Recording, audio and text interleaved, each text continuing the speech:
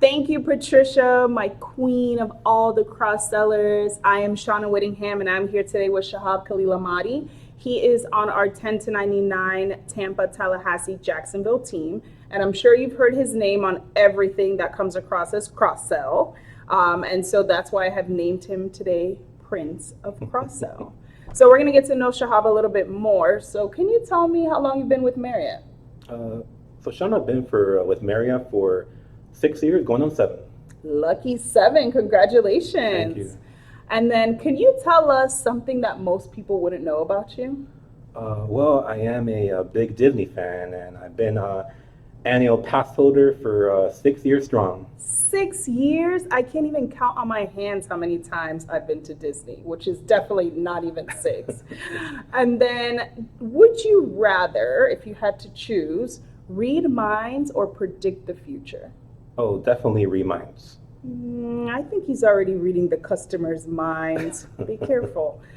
All right, so let's go ahead and dig deep and understand how you cross sell and all that good stuff. So, can you tell us what fuels your passion for cross sell, really? So just a little background on myself. When I started working for Marriott, I worked at the Worldwide Reservation Center, and I would book like a one individual room for a guest. And pretty much, this is a call center, so I would get daily conversion goals on how many rooms I booked. And for example, I would get a call for a random courtyard in Raleigh, North Carolina, and if the rate was too high or wasn't available, I would try to cross sell, and I'll cross sell to like the Residence Inn just down the street. And because of cross selling, that's how I always exceeded my daily conversion goals. So then when I started working for the group sales office, I brought that same thought process over. And I like group sales because it's reactive sales, not proactive. We're not like area sales where we're knocking on customers' doors. They come directly to us. So I brought those same traits over and the same sales intensity as booking just one individual room versus a group. So I love that you've been able to transfer that sales intensity from reservations to group, and it's very similar. So thank you. And then, can you tell me about a time? No, I'm not asking you an interview star question, but hey, can you tell me about a time that you put cross sell into action? Uh, I know that customers, they don't give you the time of day to talk on the phone or respond to your emails. So it's kind of hard to qualify the lead and see what their budget is. There was this one time that I got a lead for the Tampa Marriott Water Street, and it wasn't available. My other Tampa hotels weren't available either.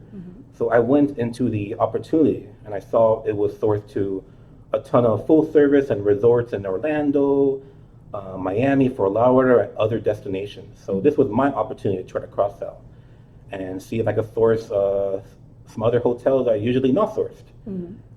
So as crazy as it sounds, I cross sold to six hotels, like the Residence Inn Sunny Isle, Stanton South Beach, the Courtyard Orlando Marriott Village, and Gaylord Palms, and a couple others.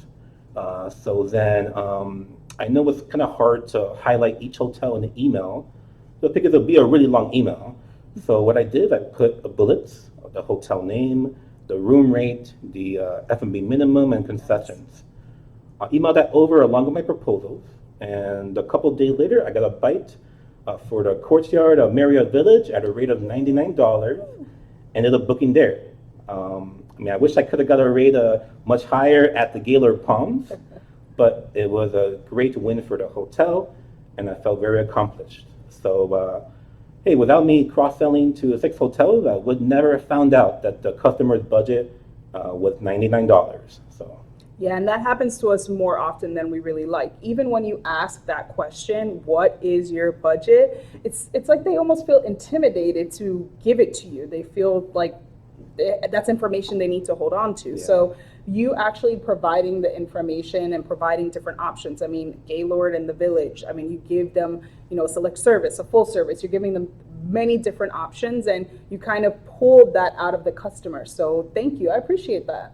So then just let's give 3 tips, or what are your 3 tips that you want to give to your brothers and sisters to help them cross sell? First one, definitely qualify.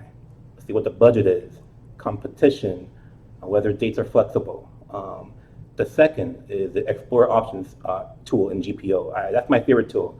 I use it on the daily. I check to see if I could offer alternate dates, maybe a shifter pattern or something at a lower price. Also, I like to see what perhaps other hotels in the city are selling for without actually creating a quote. And also the third is always have a plan B, C, and D. Yes, and there are 26 letters in the alphabet. So you have, not saying that you have to give 26 options, but I'm just saying you get the drift. Just like Shahab was telling us, he gave them as many options as he possibly could. That way you can pull out some of that extra information that maybe that they wouldn't have originally. Well, thank you so much, Shahab, for spending time with us and giving us some tips and even some fun facts about you. So next time you guys are going to Disney, you know who to ask questions to. So yes, stay tuned for more. Patricia, back to you, my queen of cross sellers.